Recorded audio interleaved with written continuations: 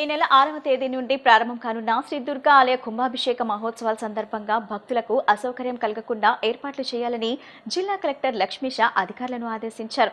భక్తులకు అమ్మవారి దర్శనం అయ్యే విధంగా చర్యలు చేపట్టడంతో పాటు ఆధ్యాత్మిక వాతావరణంలో ఉత్సవాలు జరిగేలా ఏర్పాట్లు చేయాలని సూచించారు. పారిశుద్ధ్యం, తాగునీరు, అన్నప్రసాదం పంపిణీలో ఎలాంటి లోటుపాట్లు రాకుండా చర్యలు తీసుకోవాలని కోరారు. ఇంద్రకీలాద్రిపై కొలువు తీరిన జగన్మాత దుర్గమ్మ సన్నిధిలో వారి దేవస్థానంలో అత్యంత వైభవంగా కుంభాభిషేక మహోత్సవాలకు ఏర్పాట్లు జరుగుతున్నాయి.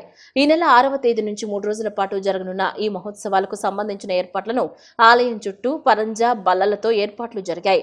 అన్ని నదులు, సముద్రాల పవిత్ర జలాలతో శిఖరాభిషేకం చేసేందుకు వీలుగా ఏర్పాట్లు చేశారు.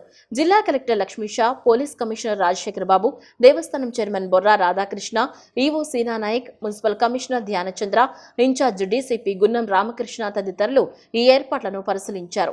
కామధేను అమ్మవారి ఆలయం నుంచి ఘాట్ రోడ్ క్యూ లైన్లతో పాటు ఆలయంలో అన్ని విభాగాలను క్షుణ్ణంగా తనిఖీ చేశారు.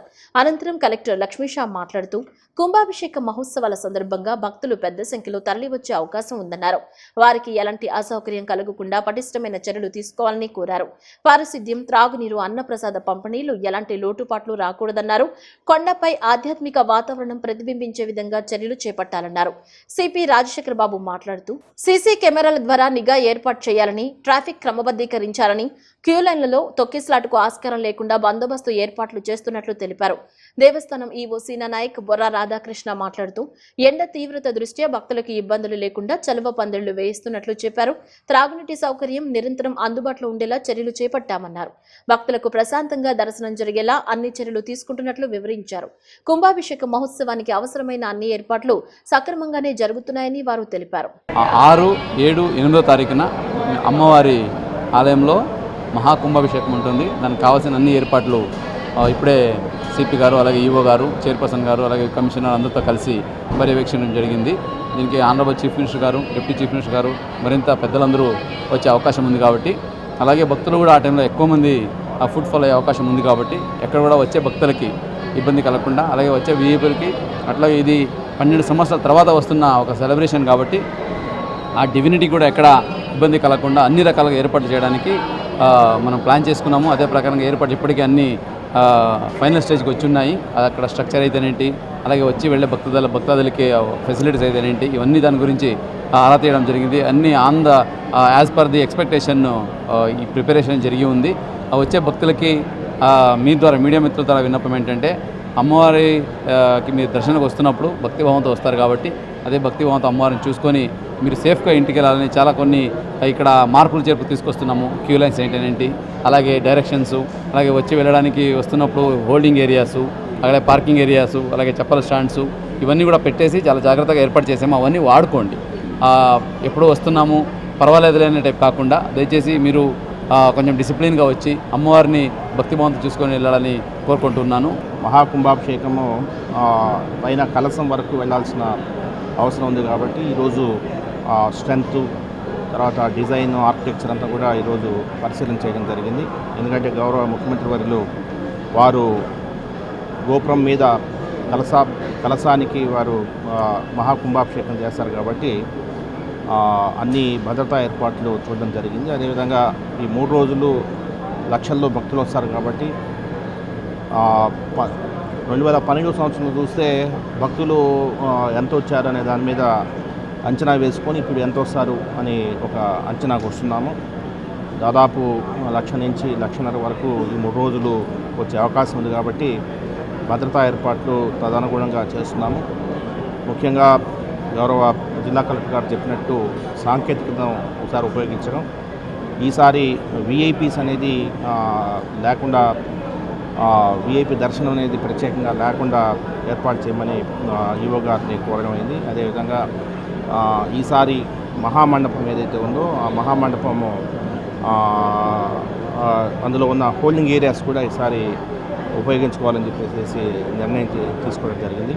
కుంభాభిషేకం 2026 దీనికి సంబంధించి గౌరవ మంత్రివర్యులు, అదేవిధంగా కమిషనర్ గారు, సెక్రటరీ గారితో మీటింగ్ అయిన తర్వాత మనకు స్థానికంగా ఉండే శాసనసభ్యుల వారు, పార్లమెంట్ మెంబర్ వారితో కూడా దీని గురించి చర్చించడం జరిగింది. వారు కూడా మొత్తం ఈ కుంభాభిషేకం అనేది ఒక ప్రత్యేకత కాబట్టి ప్రెస్టీజియస్గా తీసుకొని ఇంద్రకీలాద్రి అమ్మవారికి సంబంధించిన ఏ కార్యక్రమం కూడా దిగ్విజయం కావడానికి ముఖ్యంగా మనకు మూలస్తంభన గౌరవ జిల్లా కలెక్టర్ గారు, కమిషనర్ ఆఫ్ పోలీస్ గారు, అదేవిధంగా మా మున్సిపల్ కమిషనర్ గారు, మా ట్రస్ట్ బోర్డు చైర్మన్ మరియు వారి సభ్యులు అందరి సహకారంతో మరియు మీడియా మిత్రుల సహకారంతో ఏ కార్యక్రమం అయినా కూడా ఇక్కడ విజయవంతం అవ్వడానికి మనం అందరం కూడా కృషి చేయాలని చెప్పేసి ముందుగా మీ అందరికీ కూడా కోరుకుంటూ, ముఖ్యంగా ఈ 3 రోజులు 6, 7, 8, 6వ తారీఖు 7వ తారీఖు పరిస్థితుల్ని బట్టి భక్తులందరికీ కూడా ఉచిత దర్శనాలు కల్పించాలని, ఆ రోజు ఉదయము ఒకసారి, ఈవినింగ్ ఒకసారి విఐపి దర్శనాలు కల్పించాలని, అదేవిధంగా ఇక్కడ వచ్చే భక్తాదులందరికీ కూడా మంచినీళ్ళు, మజ్జిగ ప్యాకెట్లు, బిస్కెట్స్ వారికి ఎక్కడక్కడ ఇబ్బంది లేకుండా షేడ్ ఏర్పాటు చేయడం కూడా జరుగుతుందని చెప్పేసి తెలియజేస్తున్నాము. ముఖ్యంగా 8వ తారీఖున గౌరవ ముఖ్యమంత్రి వర్యులు, అదేవిధంగా మనకు కంచి స్వామి పీఠాధిపతులు కూడా వస్తారు కాబట్టి ఆ రోజుగా ప్రత్యేకమైన జాగ్రత్తలు తీసుకోవాలని చెప్పేసి కలెక్టర్ గారిని మరియు సిపి సార్ని కూడా రిక్వెస్ట్ చేయడం జరిగింది. ఎందుకంటే ముఖ్యమైన వివిఐపీలు అందరూ కూడా మనకు 8వ తారీఖు ఆదివారం కుంభాభిషేకం సందర్భంగా అందరూ కూడా ఆ రోజు 10 గంటల లోపు ఎక్కువ మంది వస్తారు కాబట్టి ఆ రోజు భక్తులకు కూడా ఇబ్బంది లేకుండా అంతరాలయ దర్శనం పూర్తిగా మనము బంద్ చేస్తాము. ఆ అంతరాలయ దర్శనం లేకుండా వచ్చే వివిఐపీలకు మాత్రం అభిషేకం చేయించి వారికి దర్శనం కల్పించే విధంగా ప్రయత్నాలు చేస్తున్నాము.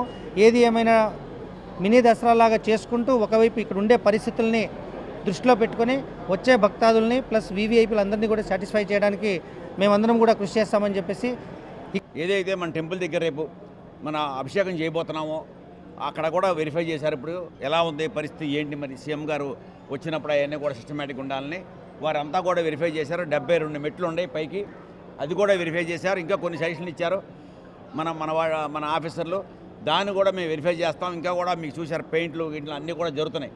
ఆహ్లాదకరంగా నెంబర్ 1గా ఉండాలి అనే ఉద్దేశంతో ఇంకా మనకుంది ఈరోజు రేపు 2 రోజులే పనిచేస్తానికి. దాని మీద ఫుల్గా మేము వర్క్ చేస్తున్నాం. ఎటువంటి భక్తులకి ఏ ఇబ్బంది లేకుండా ఎంతమంది భక్తులు వచ్చినా 1,00,000 నుంచి 1,50,000 ఎస్టిమేట్ చేస్తున్నాం.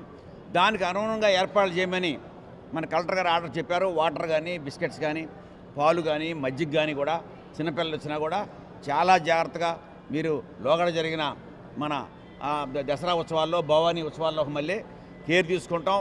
అందరితో అన్ని వర్గాల సిబ్బందితో, మా దేవాలయ సిబ్బందితో పాటు మన ఆఫీసర్లతో పాటు పోలీస్ సిబ్బంది, రెవెన్యూ అందరిని కలుపుకొని గ్రాండ్ సక్సెస్ చేద్దాం. మీరు కూడా కోఆపరేట్ చేయాలి డెఫినెట్గా.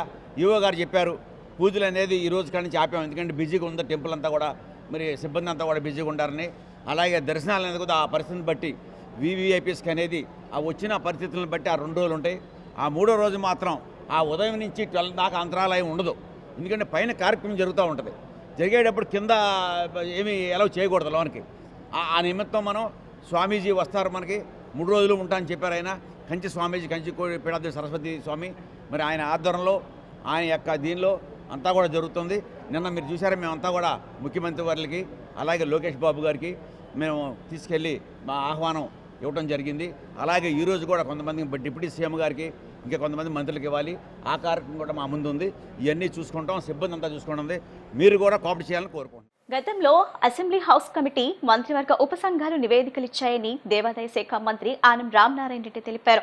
రాష్ట్ర ప్రభుత్వం ఈ సమస్యను పరిష్కరించే ఆలోచనలో ఉందని, ముఖ్యమంత్రి చంద్రబాబు నాయుడు సూచనలతో సమగ్ర విధానం రూపొందించిందని వివరించారు. కొందరి భూములు క్రమబద్ధీకరించిన తర్వాత మళ్లీ కోర్టుకు వెళ్లడంతో సమస్య తలెత్తిందని మంత్రి చెప్పారు. కూటమి ప్రభుత్వం అధికారంలోకి వచ్చాక దేవాదాయ, రెవెన్యూ శాఖలను సమావేశపరిచి పరిష్కారం చూడాలని సీఎం సూచించారని తెలిపారు. సర్వే పూర్తి చేసిన తర్వాత 12,410 నివాసాలు ఉన్నట్లు తేలిందని, వాటన్నింటినీ క్రమబద్ధీకరించడంలో సాంకేతిక ఇబ్బందులు ఎదురయ్యాయని మంత్రి వివరించారు.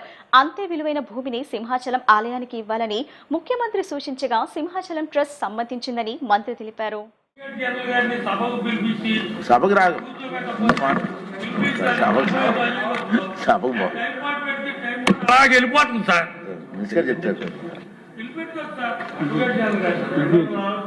మంత్రి గారికి కూడా భక్తిభావం ఉన్న మంత్రి గారే.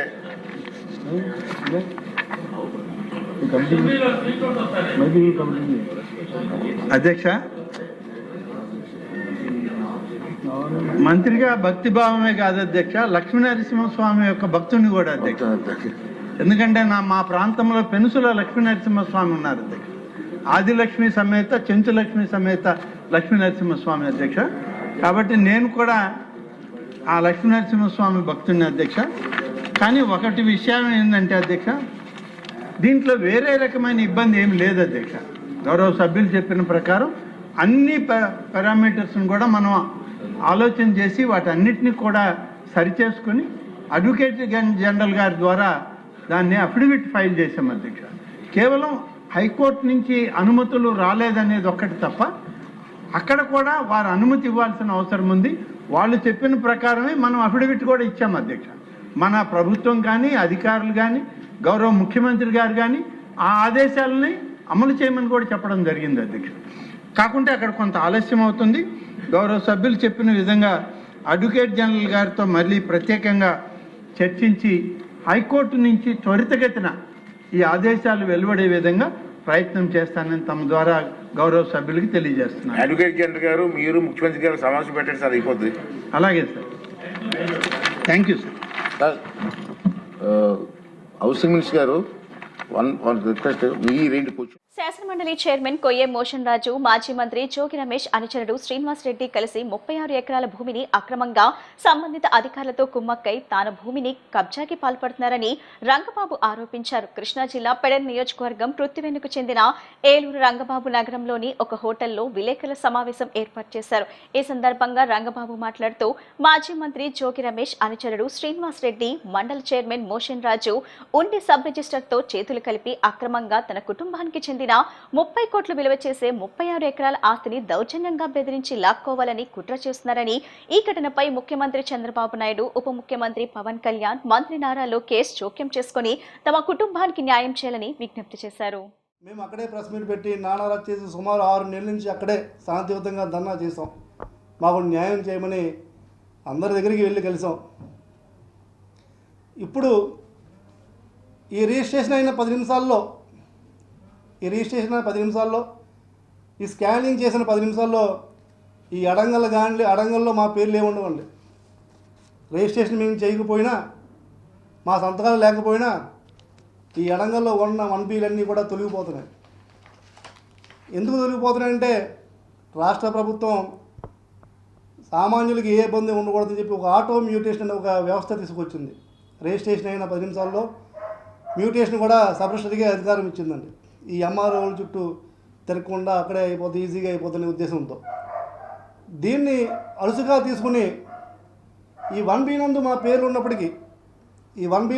ఉన్నప్పటికీ మేము చేయకపోయినా ఇవన్నీ సెలెక్ట్ చేసి ఈ sub register, corruption sub register Veeravalli Suresh ఈ మ్యూటేషన్లో మొత్తం రికార్డ్స్ మార్చేస్తున్నాడు. మేము వెంటనే గమనించి అక్కడికి వెళ్ళి ధర్నా చేసి మా ఫ్యామిలీతో, మా కుటుంబంతో అందరి చూడు తిరిగి ప్రెస్ మీట్ పెట్టి నానా చేస్తే ఆ రిజిస్ట్రేషన్ భయపడి ఆగారు. ఇప్పుడు ఈ మండలి చైర్మన్ మోషన్ రాజు గారు ఇప్పుడు అసెంబ్లీ సమావేశాలు జరుగుతున్నాయి కదా, ఈ అసెంబ్లీ సమావేశాల్లో మళ్ళీ ఈ రిజిస్ట్రేషన్ అయిన కాంచి అంతా అక్కడికి వచ్చేది గొడవ చేస్తారేమో. ప్రస్తుతానికి ఈ రిజిస్ట్రేషన్, ఈ స్కానింగ్ ఆపు, ఈ స్కానింగ్ 7వ తారీఖుని ఈ అసెంబ్లీ సమావేశాలు అయిన తర్వాత స్కానింగ్ చేసేయని చెప్పి సబ్ రిజిస్టర్కి ఇన్స్ట్రక్షన్ ఇచ్చి అలా పెట్టి కూర్చున్నాడు. ఈ అసెంబ్లీ సమావేశాలు అయిన తెల్లారి 7వ తారీఖు 8వ తారీఖు అసెంబ్లీ సమావేశాలు అయిన తెల్లారి మొత్తం డాక్యుమెంట్ స్కానింగ్ చేసేస్తారు. స్కానింగ్ అయిన 10 నిమిషాల్లో మొత్తం రికార్డ్ మారిపోద్దండి. చాలా అన్యాయంగా, ఎవరూ చేయని విధంగా అసలు ఎంత కరప్షన్గా చేస్తున్నారంటే నాకేమో అర్థం కాని పరిస్థితుల్లో మా కుటుంబం అందరి చుట్టూ తిరగడం జరుగుతుందండి. నేను సుమారు ఇక్కడికి వచ్చి విజయవాడ వచ్చి నేను అక్కడ ధర్నా చేస్తూ ఉంటే నాపై ఒక అక్రమ కేసు పెట్టి నేను భవానీ మాల్లో ఉండగా నా మాల తెంపేసి నన్ను తీసుకెళ్ళి పోలీస్ స్టేషన్లో కూర్చోబెట్టి నా మాల మొత్తం 3 ముక్కలు చేశారండి. అక్కడ ఒక కానిస్టేబుల్, మీరు ఈ ఆఫీస్ నుంచి మీరు వెళ్ళరా, లేకపోతే మీపై నేను అనేక కేసులు పెట్టి లోపలేసి వాళ్ళ పని అలా చేస్తారని చెప్పి నన్ను బెదిరించడంతో నేను అక్కడి నుంచి ఇండి సబ్ రిజిస్టర్ నుంచి పారిపోయి వచ్చి నేను విజయవాడ వచ్చి సుమారు 2 నెలలు అవుతుందండి. తిరువూరు నెమలి ఆలయంలో జరిగిన ఘటన దురదృష్టకరమని సామాజిక సంక్షేమ బోర్డు చైర్మన్ పోతుల బాలకోటయ్య అన్నారు. ఎంపీ కేశినేని చిన్ని ఆహ్వానం మేరకు వెళ్లారని, కానీ స్థానిక ఎమ్మెల్యే ప్రవర్తన సరికాదని విమర్శించారు. కులం కార్డు ఉపయోగించడం తగదని, పార్టీ క్రమశిక్షణ పాటించాలని సూచించారు. తెలుగుదేశం పార్టీకి దళితులను కించపరిచే ఉద్దేశం లేదని స్పష్టం చేశారు. తిరువూరు నెమలి ఆలయంలో జరిగిన ఘటన దురదృష్టకరమని సామాజిక సంక్షేమ బోర్డు చైర్మన్ పోతుల బాలకోటయ్య అన్నారు. ఎంపీ కేశినేని ఆహ్వానం మేరకు వెళ్లారని, కానీ స్థానిక ఎమ్మెల్యే ప్రవర్తన సరికాదని విమర్శించారు. కులం కార్డు ఉపయోగించడం తగదని, పార్టీ క్రమశిక్షణ పాటించాలని సూచించారు. తెలుగుదేశం పార్టీకి దళితులను కించపరిచే ఉద్దేశం లేదని స్పష్టం చేశారు. 2024 ఎన్నికల్లో కుక్క పిల్లనే రాష్ట్రం తిరగబడింది. జగన్మోహన్ రెడ్డి గారి మీద నీ ప్రతాపంతో గెలవలా. 100 మంది ఉన్నారు నీ కోసం కార్యకర్తలు, భుజాలు కాసిన వాళ్ళు కాయగాసిన పని చేస్తారు. కార్యకర్తలు కలుపు కొడతావా? తిరువురు పరువు తీస్తావా? కులం కార్డు వాడతావా? ఏంటి నీ కులం? నీదే కులమా? 56 కులాలు ఉండే ఎస్టీలలో, 36 కులాలు ఉండే ఎస్టీలలో, తిరువురులో అన్ని కులాలు కలిసి పోటీ చేస్తే విజయం వచ్చింది. అదృష్టం నిన్ను వరించింది. నిన్ను వరిస్తే చేతులు కట్టుకొని పనిచేశారు కార్యకర్తలు. నా చంద్రబాబు నాయుడు గారు ఆదేశించారు, నా లోకేష్ గారు ఆదేశించారు, మా కేసీనేని ఆదేశించారు, గెలిపించి తీరాలేనని. ఒక వెనుకబడ్డ ప్రాంతం, అభివృద్ధి కానరాని ప్రాంతం. ఎవరి మీద పేచీలు? చిట్టెలికెళ్ళిపోయి గజరాజు దగ్గర తొడగొట్టిందంట. చిట్టెలికెళ్ళి గజరాజు దగ్గర తొడగొట్టిందంట. కేసీనేని ముందు నువ్వు తొడగొట్టవేంట్రా మహాబాబు? ఏంటి పిలిచి పిల్లనిస్తే ఎవడేదో స్థానం చెప్పినట్టుంది. పార్టీ క్రమశిక్షణ అనుసరించే మాట్లాడుతున్నాం. నువ్వు దళిత కార్డు అడ్డు పెడుతున్నావు కాబట్టి దళితులుగా మాట్లాడుతున్నాం. నీ కేసు ఆల్రెడీ క్రమశిక్షణ సంఘం దగ్గర ఉంది. ఒక బాధ్యత కలిగిన ఎమ్మెల్యే, ఓ బాధ్యత కలిగిన నాయకుడు అంతర్గత సమస్యలు వస్తే పార్టీ అధిష్టానాన్ని చెప్తారు. ఇన్ని పచ్చబద్దాలా? ఎంపీ గారి చేతిలో పల్లె నువ్వు లాక్కొని నీ చేతిలో పల్లె లాక్కున్నానని అంటావా? 25లో ఆయన వెండి వస్త్రాలు, ఆయన స్వామివారికి పట్టు వస్త్రాలు సమర్పిస్తే ఆయన గెస్ట్ గా వచ్చిన పక్కన కూర్చున్నాడు. నేనే సమర్పించానని చెప్పి మాట్లాడతావా? ఎంపీ గారి పక్కన కార్యకర్తలు తాగొచ్చారంటావా? ఎంత అవమానం! తెలుగుదేశం పార్టీ కార్యకర్తలకి తాగొస్తారా? మరి నీ పక్కన ఉన్న వాళ్ళు తెలుగుదేశం పార్టీ కార్యకర్తలు కాదా? ఒక పార్టీ, దాని విధానం, ఒక క్రమశిక్షణ, ఒక నిబద్ధత, చొక్కా ఇప్పి మొత్తం చెప్పిస్తే అందరూ చూసేసుకోవాలా? ఎంపీ గారు ఎందుకున్నారు మౌనంగా? మాట్లాడలేక కాదు, బాధ్యత మా మీద కూడా బాధ్యత. ఇన్నాళ్ళు బాలకొండ కూడా మాట్లాడాలా? నేను ఒక్కరినే దళితుడిని, రాష్ట్రంలో దళితుడు ఎవడో లేడు. ఏంటి అసంబద్ధమైన ప్రేలాపనలు? తగ్గుతావో తగ్గించుకుంటావో నీ ఇష్టం, మారతావో మారకుండా ఉంటావో నీ ఇష్టం. కృష్ణా జిల్లా పెనంలూరు నియోజకవర్గంలోని గంగూరులో భారీగా రేషన్ బియ్యం స్వాధీనం చేసుకున్నారు. గంగూరు శివారు గూడౌన్లో అక్రమంగా నిల్వ ఉంచిన 2500 బస్తాల రేషన్ బియ్యాన్ని స్వాధీనం చేసుకున్న సివిల్ సప్లై అధికారులు అక్రమ నిల్వ చేసిన సాంబశివరావు, సాయి మోహన్ నాయుడుపై కేసు నమోదు చేసిన పోలీసులు.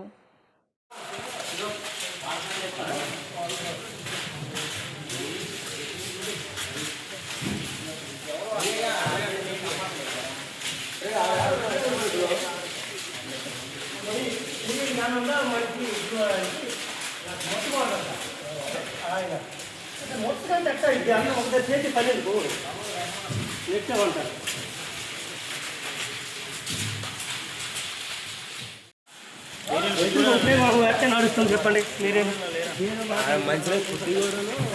మళ్ళీ అవి మట్టుగా లెక్కన వేసుకోవాలా?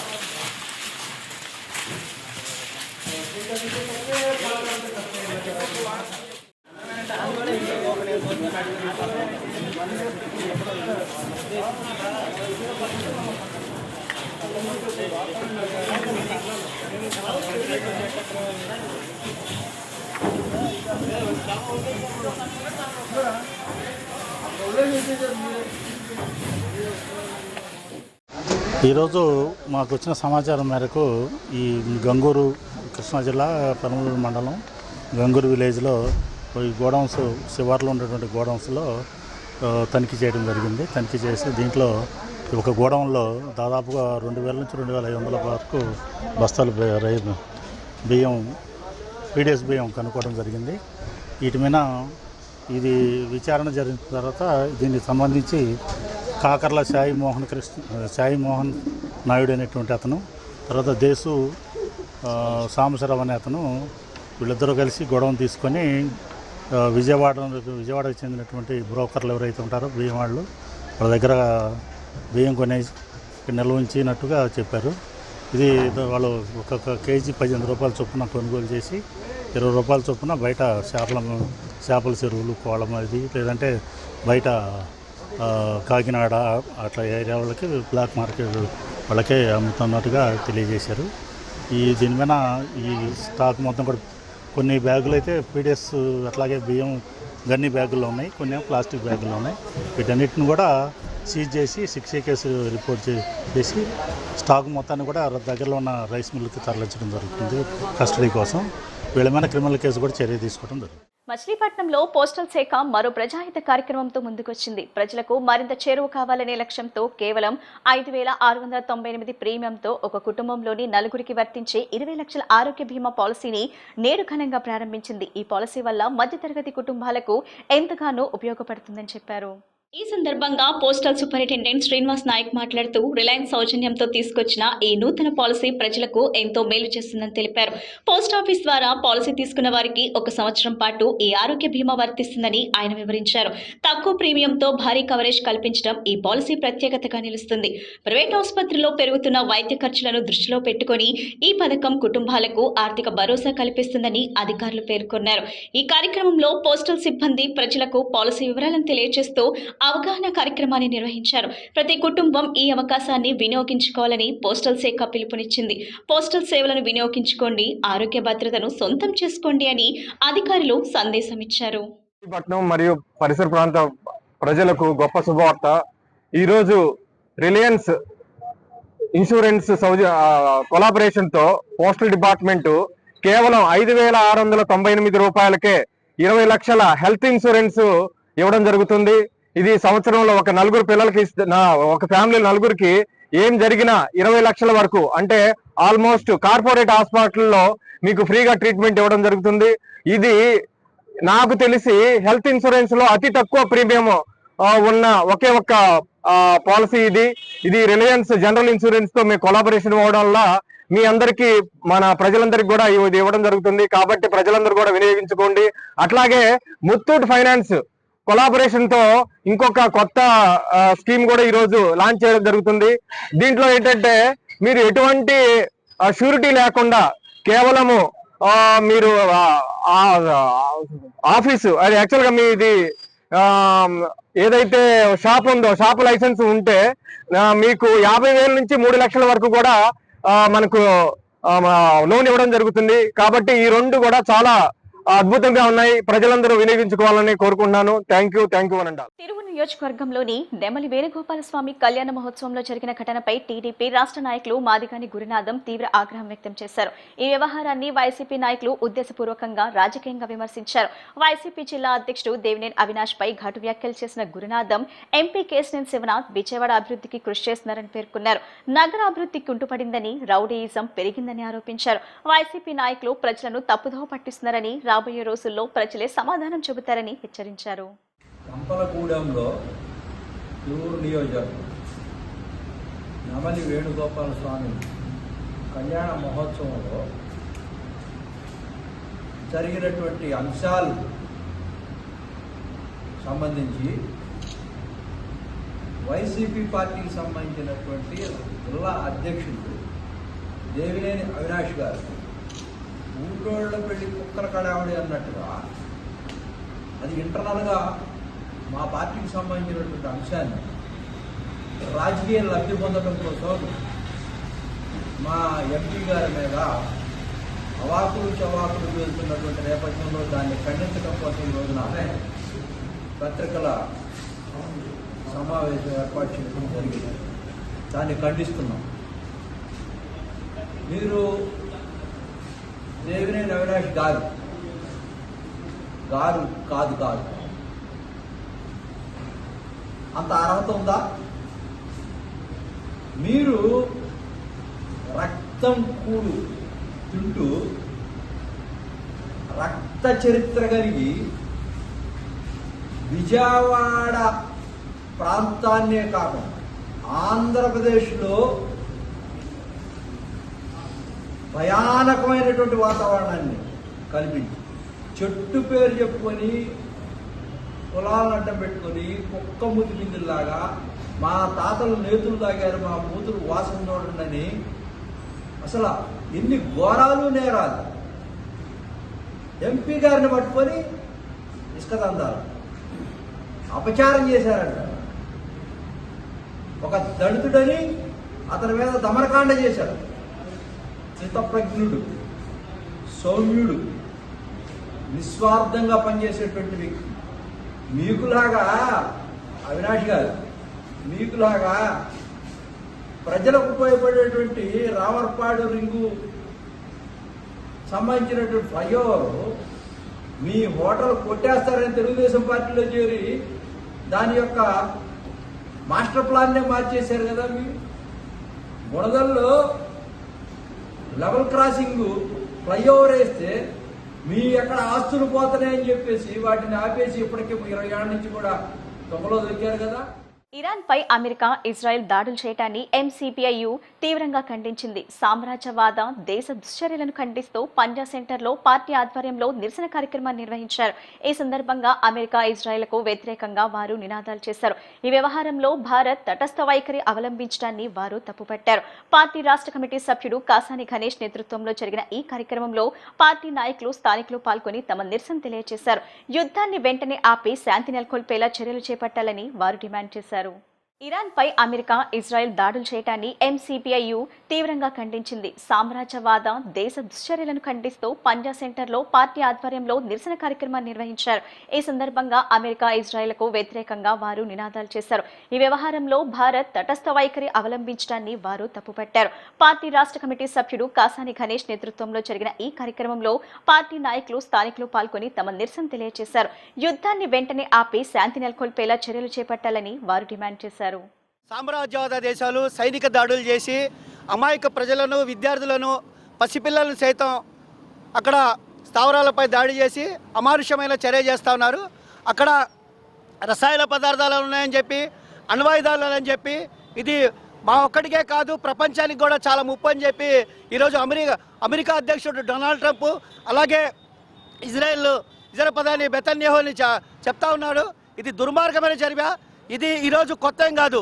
అమెరికన్ సామ్రాజ్యవాదం ప్రపంచ దేశాలన్నింటినీ గుప్పిట్లో పెట్టుకోవడానికి, అలాగే ఏ దేశంలో అయితే రాజకీయాలు ఉన్నాయో ఆ రాజకీయాల్ని అంతర్గత విషయాల్లో జోక్యం చేసుకొని వాళ్ళని మన వైపు తీసుకొని రిమోట్ అమెరికన్ సామ్రాజ్యవాదాల చేతిలో ఉండాలని చెప్పి అమెరికా యొక్క పెత్తలో, అంతేకాకుండా ఆ ఆర్థికాన్ని సొంతం చేసుకోవడానికి, అలాగే ఆయిల్ నిక్షేపాలు ఏదైతే వనరులు ఉన్నాయో వాళ్ళందరూ గుప్పిట్లో పెట్టడానికి, ఎవరైతే వీళ్ళ మాట సామ్రాజ్యవాద దేశాల మాట వినరో వాళ్ళపై దాడులు చేస్తానికి ఈరోజు అమెరికన్ సామ్రాజ్యవాదం, ఇజ్రాయెల్ సామ్రాజ్యవాదం